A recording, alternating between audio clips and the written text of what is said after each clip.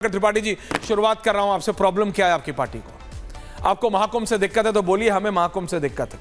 आपको क्या चीज है जो आपको फैक्चुअली लगी कि मैंने गलत कहा? आप मुझे बताइए। रत्नाकर त्रिपाठी बताइए। त्रिपाठी जी बताइए।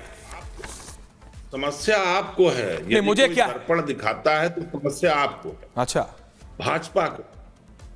हमको किस बात की समस्या है? आपको जो मन में आया आप बोले। आपने इतने देशों का आंकड़ा दिया, इतने लोग। अरे भाई, कुंभ आपने कहा 144 साल बाद आया है। आप मुझे बताइए, कुंभ तो हजारों साल बाद उसे हो रहा है। तो हर 12वां कुंभ जो है वो किसी का 144 का होता है। उसमें कुछ नक्षत्र विशेष रूप से होते हैं। अच्छा, अखबार उठाइए, इंटरनेट देखिए। 2013 के मतलब आप कह रहे हैं हर कुंभ 144 साल बाद आता है? नहीं, ये आप तो कम से कम गूगल बाबा के ऊपर डिपेंडेंट नहीं थे।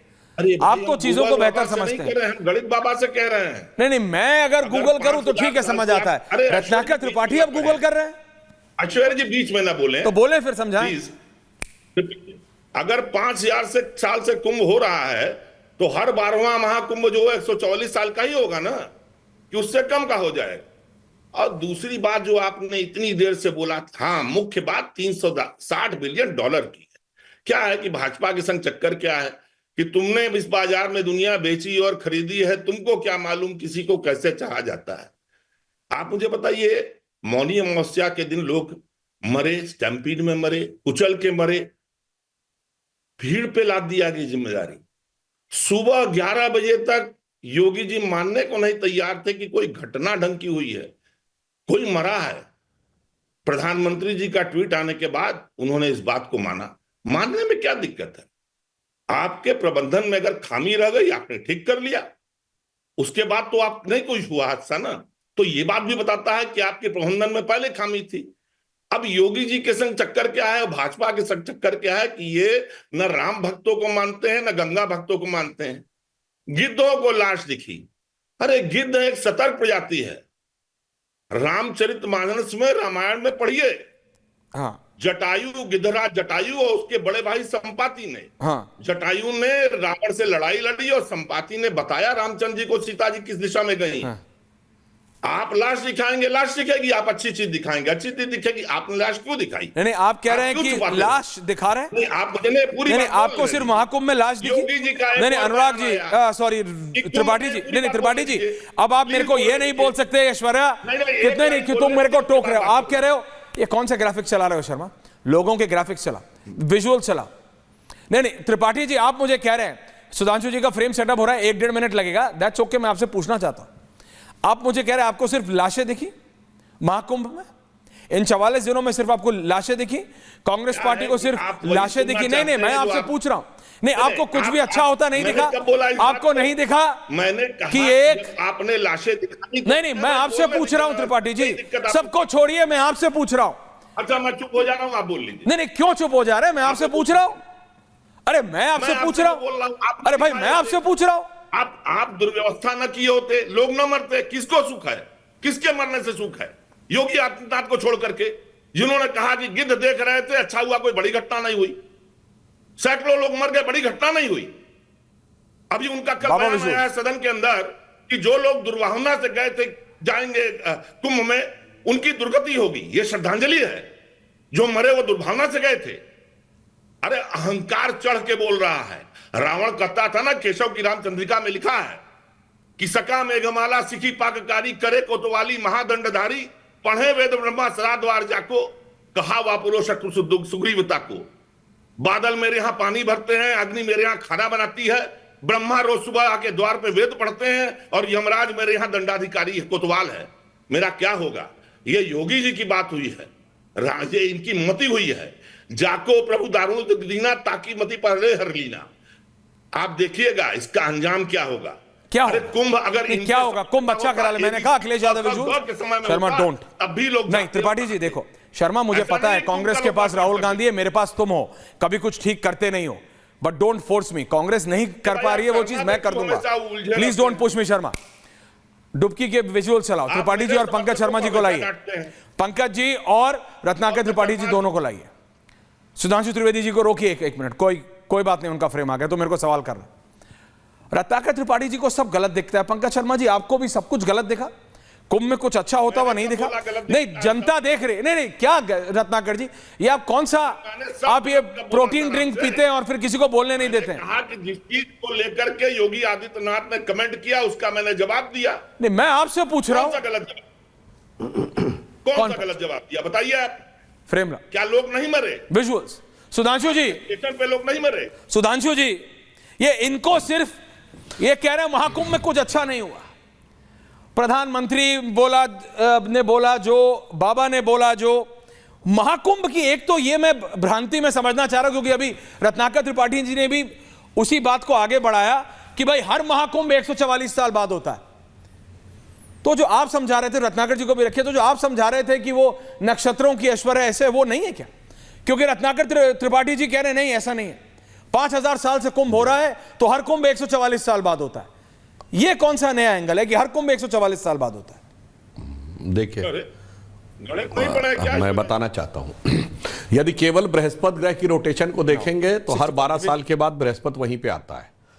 परंतु हमारे ज्ञान का विस्तार इतना था कि सिर्फ सौरमंडल में ग्रहों की स्थिति नहीं, उसकी पृष्ठभूमि में जो नक्षत्र दिख रहे हैं, यानी ब्रह्मांड का जो पूरा स्वरूप दिखता था, वह हर 12 साल में एक रिपीट नहीं होगा। जैसे मैं दर्शकों की समझ के लिए बताना चाहता हूं कि सूर्य हर दिन 12 बजे आपके सीधे सर के ऊपर होता है, पर इसका मतलब यह नहीं कि सारे आकाश में सब कुछ वही होगा आज 12 बजे जो कल होगा। इस बीच में धरती इतना मूव कर रही होती है कि सूर्य तो उसी जगह पे होता है, परंतु आकाश में वह धरती अलग हो चुकी होती है। तो दोबारा वो स्थिति 1 साल के बाद 365 दिन के बाद आती। उसी प्रकार 12 वर्षों के बाद बृहस्पति तो ठीक उसी जगह पे होता है, परंतु जब बृहस्पति अपने 12 राशियों का पूरा साइकिल पूरा कर चुका होता है 144 साल के बाद, तब वह ठीक उसी पॉइंट पे पहुंचता है in context of the constellation. और खैर मैं कहता हूं छोड़िए वो बात, वो तो बहुत टेक्निकल सी बात है, वो एक अलग बात है। यहां पर तो इस बात पे गर्व होना चाहिए था ऐश्वर्य जी कि हमारी वो संस्कृति है जिसको कि इतनी वैज्ञानिक जानकारी थी कि बृहस्पति ग्रह का रोटेशन पीरियड 12 साल का होता और उसके आधार पे बनाते हैं। और ये वो लोग हैं जो उन लोगों ने हमको ज्ञानदेव पाणे बन के ज्ञान सिखाया, जो कोई कहता था धरती स्थिर है, कोई कहता था धरती चपटी है, कोई कहता था धरती ब्रह्मांड का केंद्र है, सब कुछ धरती के चारों ओर घूमता है, और इसके लिए फांसियां दे रहे थे, इसके लिए सजाएं दे रहे थे, कोई उल्टा बोल दे तो जान से मारने की धमकी दे रहे थे।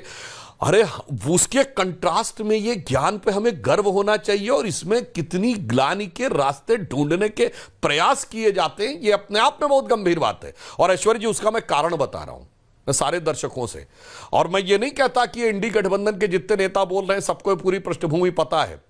ये सारी चीजों की शुरुआत कहां से होती है आज मैं बताना चाहता हूं कि एक पिछले 4-5 वर्षों से अमेरिका से एक रिपोर्ट पब्लिश होती है, रिलीजियस फ्रीडम इंडेक्स, जिसमें भारत के खिलाफ 5-7 सालों से अनाप शनाप कुछ ना कुछ लिखा जाता है। अब जब से यूएसएड ने सैंक्शन रोका है तो यह बात प्रकाश में आई है। उसकी चीफ कोई लेफ्टिस्ट ओरिएंटेशन की इंडियन ही महिला थी, उनको जो पैसा आ रहा था वो जॉर्ज सोरेस के फाउंडेशन से आ रहा था।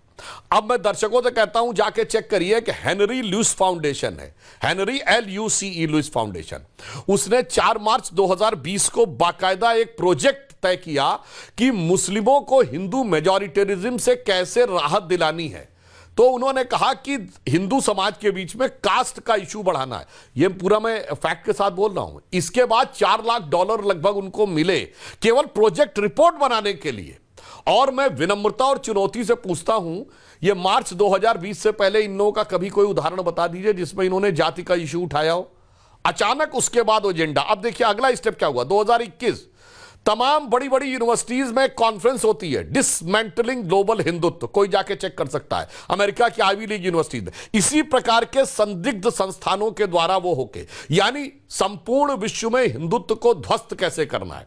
अब अगला चरण आइए, 2023 में और 22 में भारत में कॉन्फ्रेंस होती है तमिलनाडु में, इरेडिकेशन ऑफ सनातन धर्म, यानी हिंदू धर्म का समूल नाश कैसे करना है। अब आइए 2023 में वो कॉन्फ्रेंस जब दोबारा होती है तो हिंदू धर्म को वायरस, बैक्टीरिया, मॉस्किटो और कोरोना और HIV जाने क्या क्या कहा जाता है, उसके बाद और आइए 2024 आती है तो रामचरितमानस को फाड़ना, धर्म ग्रंथों के बारे में अनाप शनाप बोलना, और बिहार के वो लोग जिनकी क्वालिफिकेशन 9वीं 10वीं पास है जी, उन लोगों ने आकर ज्ञान देना शुरू कर दिया इसके बारे में। अब उसके बाद अगर आप आए तो आप देखेंगे कि कांग्रेस ने जिस प्रकार का स्टैंड लेना शुरू किया, राम मंदिर के खिलाफ बोलना, तब उसके बाद महाकुंभ के अगेंस्ट से बोलना। इसलिए मैं दर्शकों से कहता हूं ये पूरा का पूरा जो बयान है ये सहज में, छटपटाहट में, राजनीतिक हार की बौखलाहट में अनायास निकले हुए बयान नहीं है। ये एक गंभीर राजनीतिक डिजाइन का हिस्सा है जिसके तार साथ समुंदर पार से जुड़े हुए हैं। इसीलिए मैंने फैक्ट के साथ, डेट के साथ सारी बातें कोट की है। आपका कोई दर्शक जाकर चेक कर सकता है, तब वो समझ सकता है कि चुनौती कितनी गहरी है। तो इन सब के लिए एक पंक्ति में कहना चाहूंगा कि जिस चीज पर हमें गर्व होना चाहिए उसमें भी ग्लानि की चीजें खोजते हैं, और वो भी विदेशी एजेंडा के तहत। तो मैं सिर्फ यह कहना चाहूंगा कि अपने वतन पर सदियों तक है रही हुकूमत गैरों की, लेकिन कुछ चेहरों पर अब तक धूल है उनके पैरों की। इसीलिए प्रधानमंत्री जी ने कहा है महाकुंभ का यह संदेश, एक रहेगा भारत देश। प्रधानमंत्री जी ने कहा गंगा की अविरल धारा न बटे समाज हमारा, मगर जो लोग समाज को बांटने का ख्वाब देखकर, टुकड़े टुकड़े में बांटकर, कट्टरपंथियों के एक टुकड़े के साथ अलायंस करके सत्ता के एक टुकड़े को पाने का ख्वाब देख रहे थे, उनके ख्वाब गंगा में बहते नजर आ रहे हैं। तो शायद उस छटपटाहट से गाहे बगाहे ऐसे बयान निकल के आ रहे हैं।